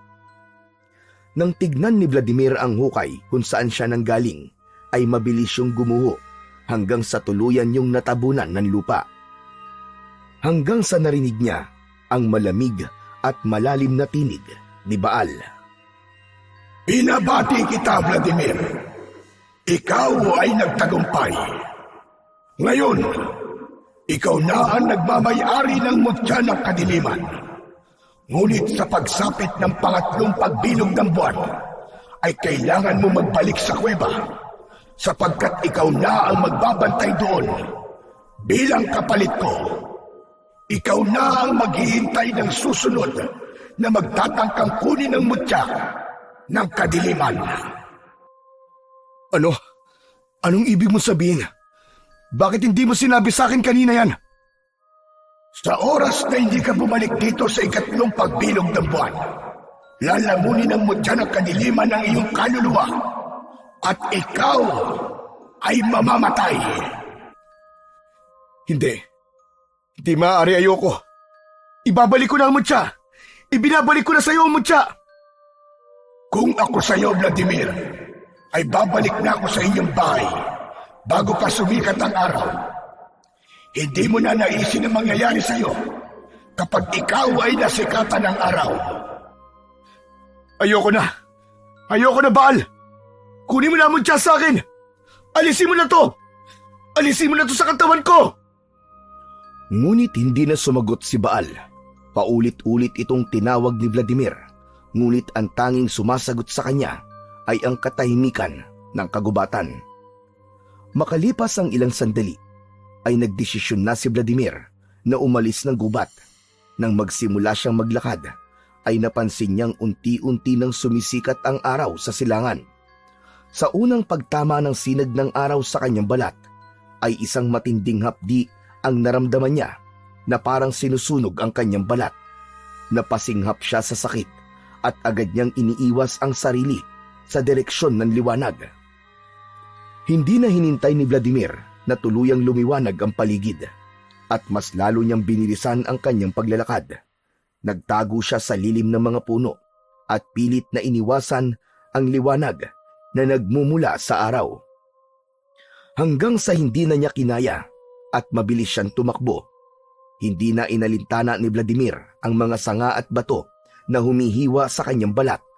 Mas mabuti pang masugatan siya kaysa matamaan ng araw. Nang marating ni Vladimir ang kanilang bahay, ay agad niyang binuksan ang pinto at pumasok. Mabilis niyang isinaraan lahat ng bintana upang walang liwanag na makapasok. Marahan siyang umupo at pilit na pinapakalma ang sarili. Nang makita niyang tulog pa rin si Isagani, ay nakahinga siya ng maluwag dahil hindi siya nito nahuli sa kanyang paglabas. Kung nagising ito, siguradong uulanin siya nito ng napakaraming tanong. Ngunit kahit ligtas siya mula sa mga tanong ni Isagani, hindi niya maitatanggi ang isang mas malaking katotohanan, at yun ay hindi na siya maaaring lumabas kapag umaga o habang meron pang araw.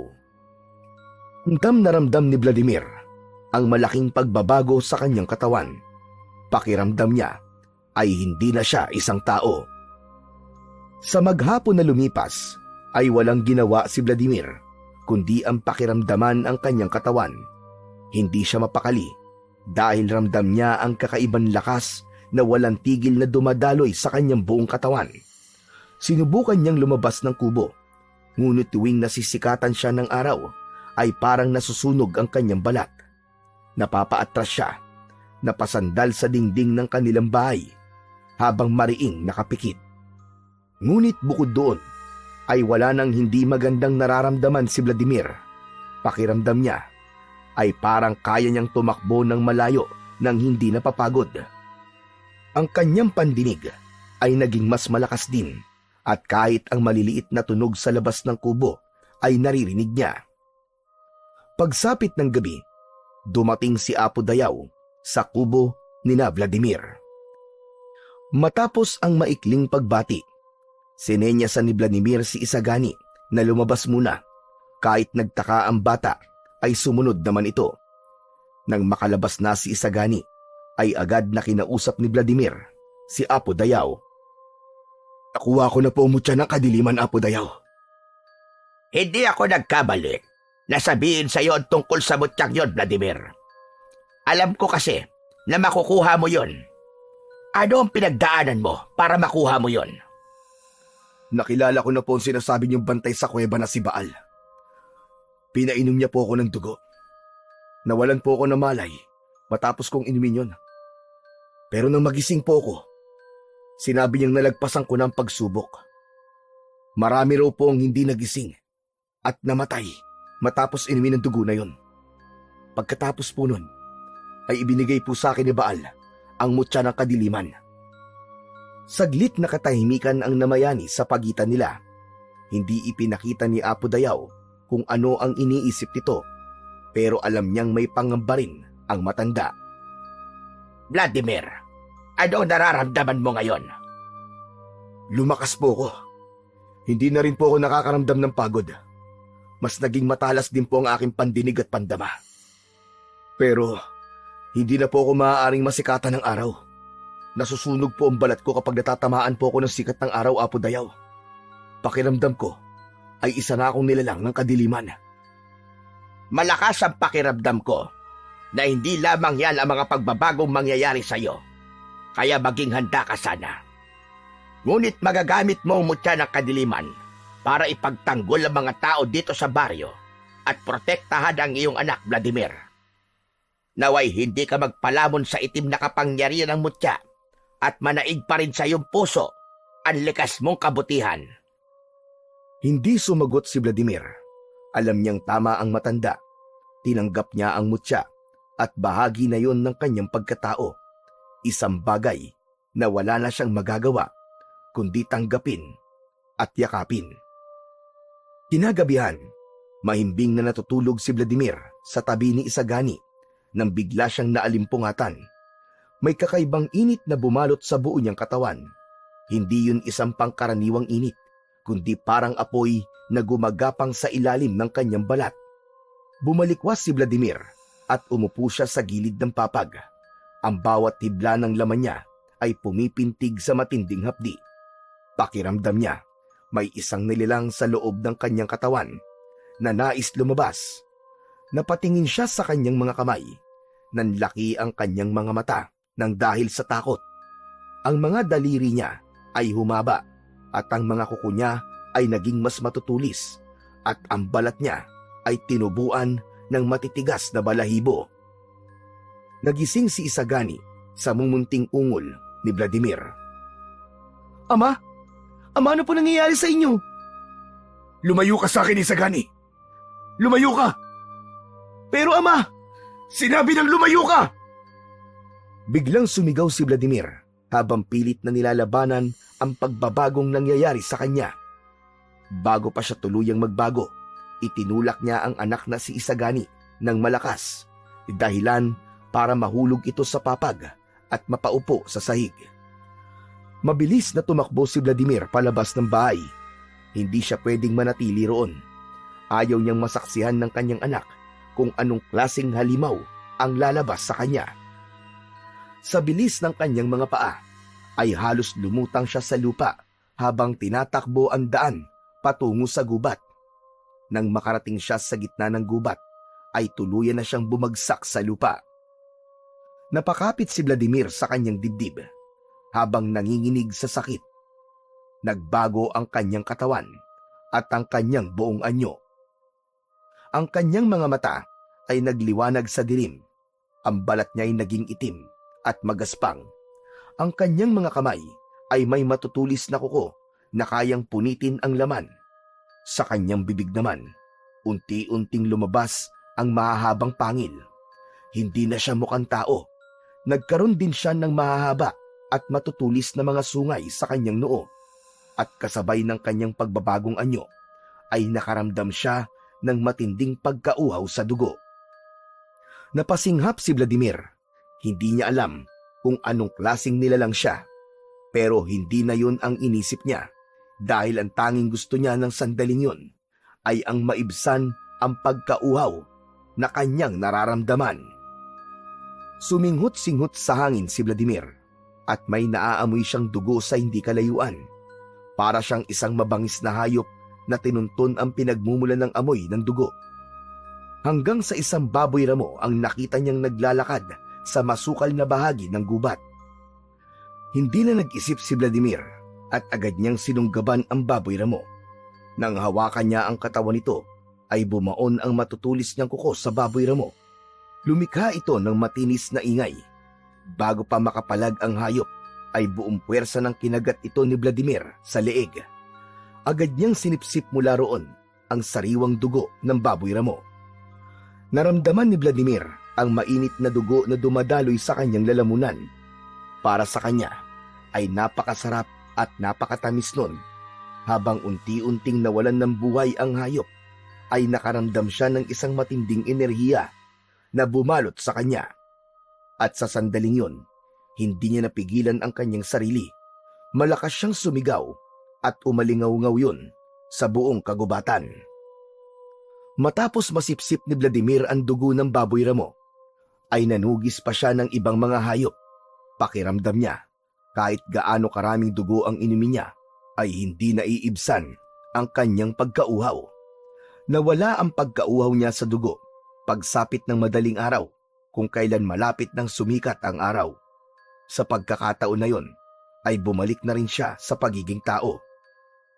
Alam ni Vladimir na kailangan niya nang makabalik sa bahay nila bago pa tuluyang sumikat ang araw. Mabilis siyang tumayo at nagmamadaling tumakbo pauwi. Sa bawat takbang niya ay ramdam na ramdam niya ang panghihina na parabang ang buong lakas niya ay nauubos kasabay ng unti-unting pagkawala ng dilim. Dumaan siya sa isang batis upang linisan ang dugo sa kanyang muka at mga kamay. Nang marating niya ang kanilang kubo, nagulat siya nang makita si Isagani na nakaupo sa may hagdan na parabang kanina pa siya nito hinihintay. Hindi niya ito pinansin. Nilagpasan niya si Isagani at pumasok siya sa loob ng kanilang kubo.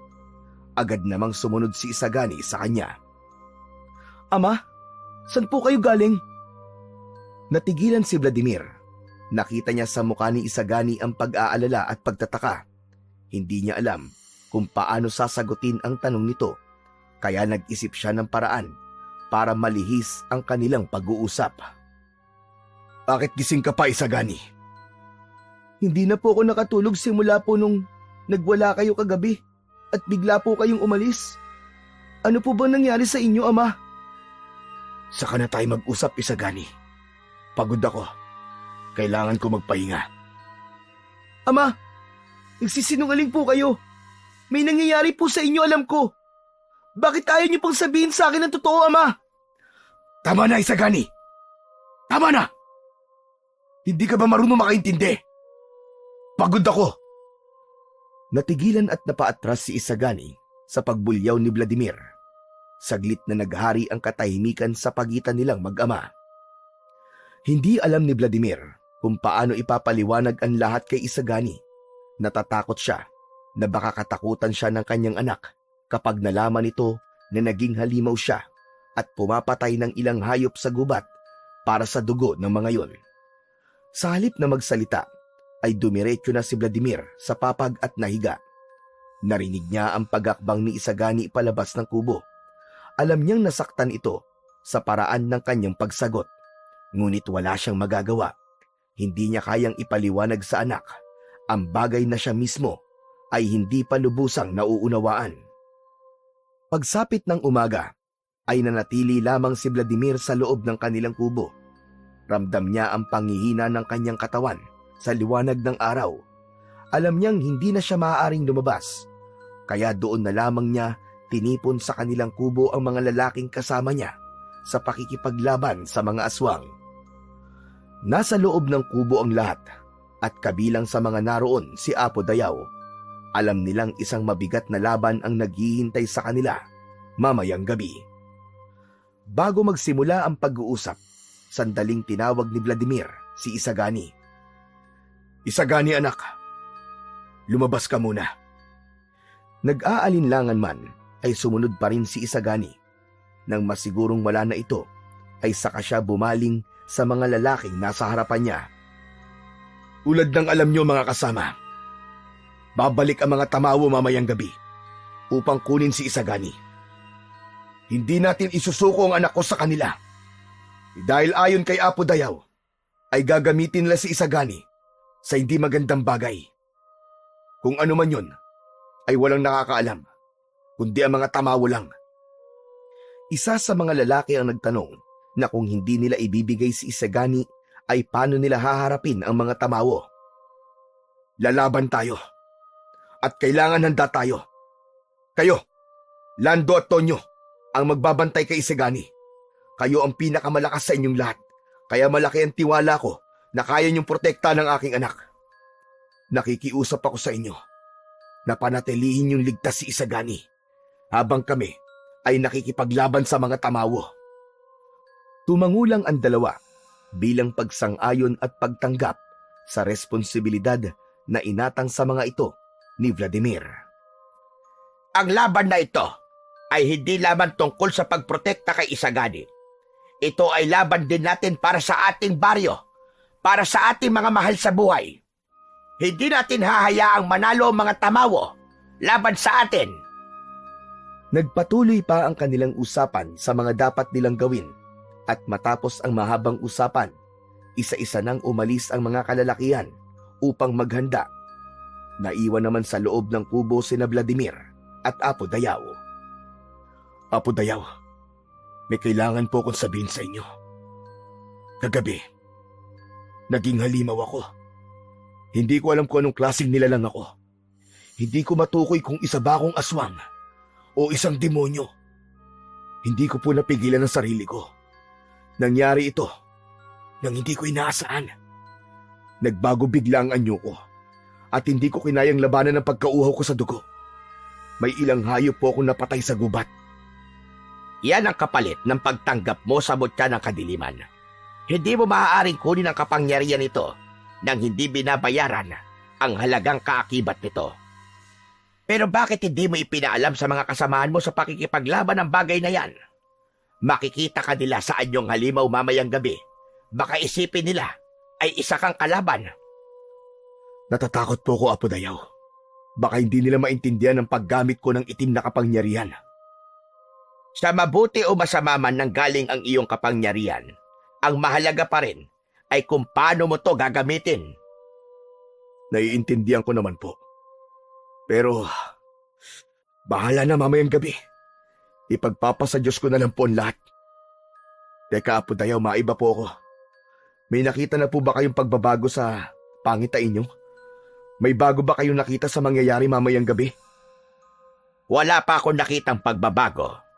Ang kinatatakutan ko, Vladimir, ay hindi natin alam kung ano ang magiging papel mo sa labanang ito. Hindi natin alam kung kakampi ka pa rin sa atin o magiging isa ka na rin sa mga dapat nating labanan. Natahimik si Vladimir.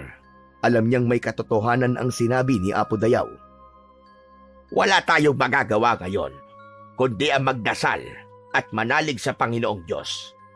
Magdasal tayong magtatagumpay tayo sa laban sa mga tabawo. At magdasal din tayo na hindi ka tuluyang lalamunin ng kadiliman na nasa loob ng iyong katawan. Hindi na nagsalita si Vladimir, ngunit sa kanyang puso, alam niyang hindi niya hahayaang matalo siya ng mutya. Hindi niya hahayaan na lukubin siya ng kadiliman. Hindi niya hahayaang maging isa siyang halimaw at maging dahilan ng kamatayan ng mga tao sa baryo nila. Nangako siya sa kanyang sarili na hindi niya hahayaang mawala ang pagiging tao niya at ang pagiging tagapagtanggol niya. Pagsapit ng gabi ay nagtipon-tipon na sina Vladimir at ang mga kalalakihan sa bukana ng baryo. Lahat sila ay may dalang armas, gaya ng mga sibat, pana at itak. Ang bawat isa ay nakahanda at alam nilang anumang sandali ay darating ang mga tamawo. Sa gitna ng grupo ay nakatayo si Vladimir na mahigpit ang hawak sa kanyang matalim na itak. Yun ang magiging sandata niya laban sa mga tamawo. Sumingap siya ng malalim at tumingin sa mga kasamahan niya. Ramdam niya ang takot sa mga mata ng lahat. Ngunit sa kabila ng takot ay handa pa ring lumaban ang mga ito para sa kapakanan ng mas nakararami. Maya-maya pa ay nagtungo si Vladimir sa unahan at humarap sa lahat. Mga kasama, bago natin harapin ang labang ito, nais ko na manalangin muna tayo. Isa-isa nilang inilapag ang kanilang mga armas sa lupa at yumuko. Sa gabing yun, ay wala silang ibang maaasahan kundi ang kanilang lakas, tapang at ang tulong ng puong may kapal. Dahan-dahang pumikit si Vladimir at saka nagsimulang magdasal ng malakas. Panginoon naming makapangyarihan sa lahat, inilalapit po namin sa inyo ang aming mga sarili. Kami po ay humaharap sa isang laban na maaaring ikapahamak naming lahat. Ngunit wala kaming ibang nais, kundi protektahan ang aming pamilya at ang aming baryo. Bigyan niyo po kami ng lakas, ng tapang, at ng liwanag upang hindi kami matinag ng takot. Huwag niyo po kaming pabayaan. Sa inyo po namin inaalay ang laban na ito at magtagumpay po sana ang kabutihan laban sa kampon ng kadiliman. Nang muling dumilat si Vladimir, ay nakita niyang mas matibay ang loob ng kanyang mga kasamahan. Ngunit sa loob ni Vladimir ay meron siyang sariling dasal na hindi niya isinasatinig. Sinabi niya sa Diyos na alam niyang may kadiliman na nasa loob niya at sana sa kabila nun ay manatili pa rin ang liwanag ng Diyos sa kanya. Hiniling niya na kung darating ang oras na makita ng mga kasamahan niya ang pagiging halimaw niya, ay sana matanggap pa rin siya ng mga ito. Matapos yun, ay kinuha na niya ang kanyang itak at tumayo ng matuwid. Alam niyang anumang sandali, darating na ang mga tamawo. Makalipas ang ilang sandali, lumitaw na nga mula sa kadiliman ang mga tamawo. Ang mga mata ng mga yon ay kumikislap. Pinapangunahan ni Tawen ang mga yon. Huminto ang mga tamawo, ilang metro ang layo mula sa grupo ni Vladimir. Nasaan ang batang si Isagani? Ibigay niyo sa amin at payapa kaming lilisanin ang baryong ito. Hindi ko ibibigay ang aking anak sa inyo! Bagyang lumitaw ang mapanuksong ngiti sa labi ni Tawen. Kung ganun, ikaw pala ang ama ng batang yun. Kung ayaw niyong ibigay sa amin si Isagani, ay sisiguraduhin kung dadalak ang dugo sa baryong ito at marami ang mamamatay. Kung may dadanak man dugo ngayong gabi, ay dugo niyo yun at hindi sa amin! Isang malalim na katahimikan ang bumalot sa buong paligid at sa isang iglap, sumugod ang mga tamawo. Napasigaw ang ilan sa mga kalalakihan at agad na itinaas ng mga ito ang kanilang mga sandata. Ngunit bago pa man makalapit ang mga tamawo, ay isang nakapangingilabot na sigaw ang pumuno sa paligid. At ang sigaw na yon ay nagmula kay Vladimir. Sa isang iglap ay nagbago ang anyo ni Vladimir at nag-anyong halimaw na siya. Napaatras ang ilang kalalakihan, kahit ang mga tamawo ay saglit na natigilan sa kahindik-hindik na itsura ni Vladimir. Nakita ni Vladimir ang gulat at takot sa mga muka ng kanyang mga kasama. Yung matakot mga kasama, ako pa rin ito. Hindi ko kayo sasaktan. Kakampi niyo pa rin ako. Upang patunayan ni Vladimir sa mga kasamahan niya, nakakampi pa rin siya ng mga ito, ay mabilis niyang sinunggaban ng isang tamawo na pasugod sa kanila. Bumaon ang matutulis ng kuko sa dibdib nito. Binunot niya ang puso ng tamawo at dinurog yun sa kanyang palad. Isa pang tamawo ang nagtangkang umatake kay Vladimir, ngunit sa bilis ng galaw niya ay hindi ito umubra sa kanya. Hindi na nakapalag ang tamawo nang sakmalin niya ito sa leeg. Matapos yun, ay malakas niya itong binalibag sa lupa at hinayaan niya yung maubusan ng dugo. Isa-isa niyang pinatay ang mga tamawo sa isang hindi makataong bilis at lakas. Lahat ng tamawo na sinusubukan siyang atakihin ay matagumpay niyang napapaslang. Nakita yon ng kanyang mga kasama, hanggang sa ang takot ng mga yon ay unti-unting napalitan ng pagtitiwala kay Vladimir. May isang sumigaw na kailangan nila ang tulong ni Vladimir bilang isang halimaw, at doon na nagsimulang tanggapin ng mga tao ang nakakatakot na anyo ni Vladimir. Malakas na sumigaw ang mga kalalakihan at buong tapang na lumaban ang lahat sa mga tamawo. Naramdaman ni Vladimir ang labis na kagustuhan ng lahat na manalo sa laban sa mga tamawo. Naging malikot ang kanyang mga mata at hinanap niya ang bawat kasamahan niya na nangangailangan ng tulong. Nakita niya ang isang lalaking may hawak na sibat ang umaatras habang inaatake ng dalawang tamawo. Mabilis na sumugod si Vladimir at hinablot ang isang tamawo at hinati ito sa dalawa gamit ang matatalas niyang kuko. Itinarak naman niya ang kanyang matutulis na kuko sa tiyan ng pangalawang tamawo. Isa pa sa mga kasamahan ni Vladimir ang nakita niyang nasugatan dahil sa isang tamawo. Agad niyang tinapik ang likod ng tamawo at walang awa niyang nilapa ang leeg nito habang sa tuluyan itong malagutan ng hininga. Sa gitna ng pakikipaglaban ay biglang kinabahan si Vladimir. Nang igala niya ang kanyang mata ay napansin niyang wala na roon si Tawen. Ngunit habang patuloy siyang lumalaban, isang masamang kutob ang bumalot sa kanya. Alam niyang hindi basta-basta aatras si Tawen at iisa lang ang posibleng dahilan kung bakit ito umalis. Agad na nilisan ni Vladimir ang labanan. Tumakbo siya ng mabilis patungo sa kanilang bahay at nang makarating siya sa kanilang kubo ay nakita niya si Tawen na hawak-hawak si Isagani sa kamay.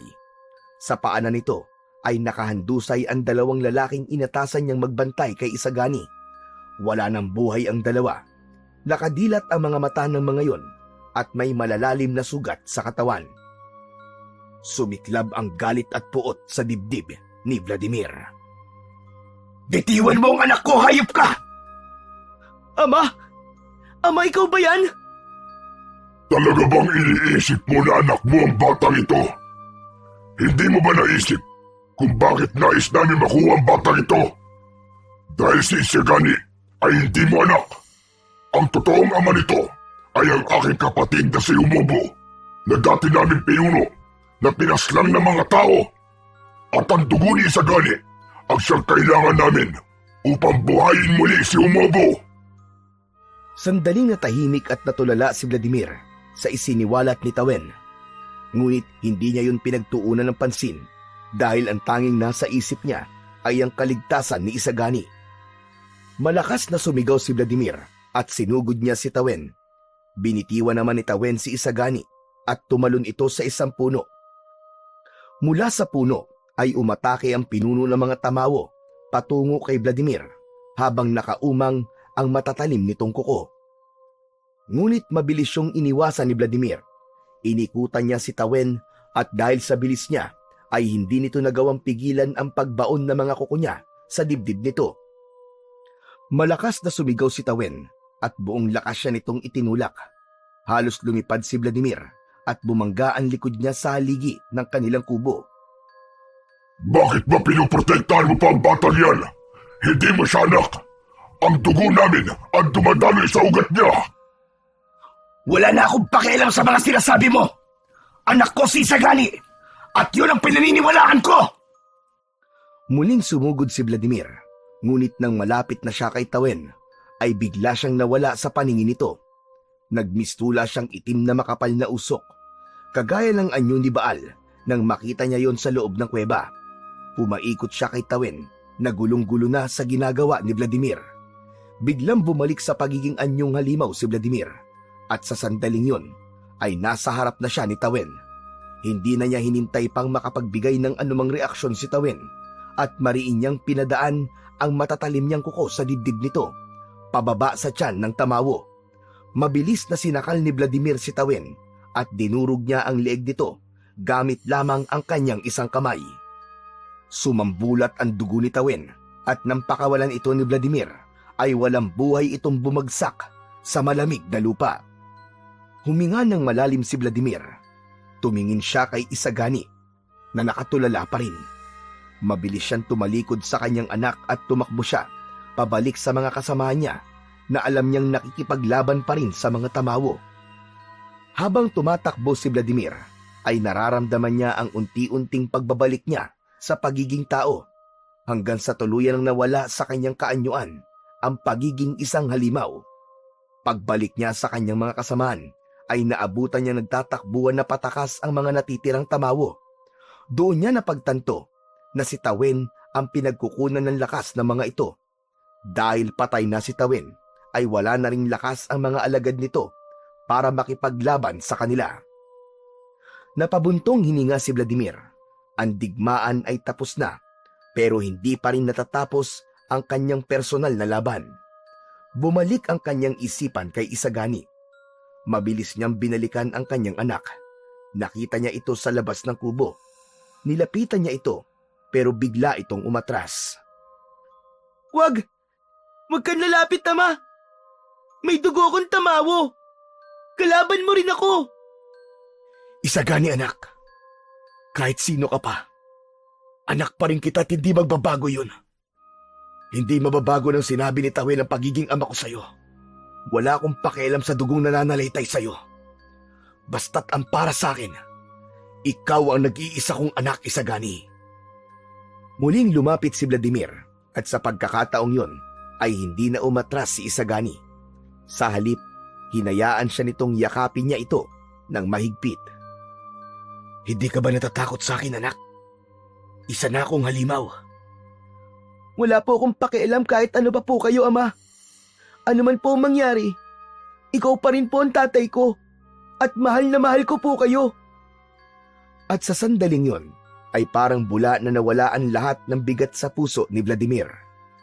Hanggang mula sa hindi kalayuan ay narinig nila ang malalakas na sigawan ng mga tao. Hindi na yon sigaw ng takot, kundi isang sigaw ng tagumpay. Narinig nila ang halakhakan at tuwang-tuwang boses ng kanilang mga kabaryo na nagdiriwang sa pagkapanalo nila laban sa hukbo ng mga tamawo. Ngunit sa kabila ng tagumpay ni Vladimir laban sa mga tamawo, ay nananatili ang bigat sa dibdib ni Vladimir nang ipaliwanag niya kay Isagani ang tungkol sa mutya ng kadiliman.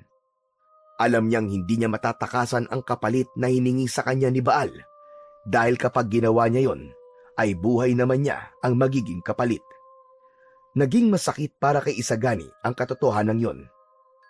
Pero sa halip na magpakalunod sa lungkot, ay pinili nilang sulitin ang natitirang mga araw na magkasama silang mag-ama. At sa kabila ng katotohanan na hindi totoong anak ni Vladimir si Isagani, ay hindi yun naging hadlang upang ipadama niya rito ang pagmamahal ng isang tunay na ama. Hanggang sa dumating ang gabi ng ikatlong pagbilog ng buwan, ipinagkatiwala ni Vladimir si Isagani kay Apo Dayaw. Niyakap ni Vladimir si Isagani sa huling pagkakataon bago niya tinahak ang daan patungo sa kagubatan, hanggang sa marating na niya ang kuweba na magsisilbi niyang bilangguan. Si Vladimir na ang pumalit kay Baal bilang tagapagbantay ng mutya ng kadiliman. Tahimik niyang tinanggap ang kanyang tadhana, ngunit hindi siya nawawalan ng pag-asa na may isang tao na susubok at magtatagumpay na makuha sa kanya ang mutya upang tuluyan siyang makalaya at muling makapiling ang anak niyang si Isagani. Sa kabila ng pagiging kampon niya ng dilim, ay hindi maaalis kay Vladimir ang pananampalataya sa Diyos. Patuloy siyang nagdadasal na sana ay magkaroon ng himala at mawala sa isang iglap ang itim na espiritong nasa loob ng kanyang katawan. Oo, nagawa niyang ibenta ang kanyang kaluluwa sa demonyo dahil sa pagmamahal niya sa kanyang anak. Naniniwala naman siya na katawan lang niya ang makukuha at masasakop ng demonyo. Ngunit hindi makukuha ng mga ito ang kanyang paniniwala at pananampalataya sa poong may kapal.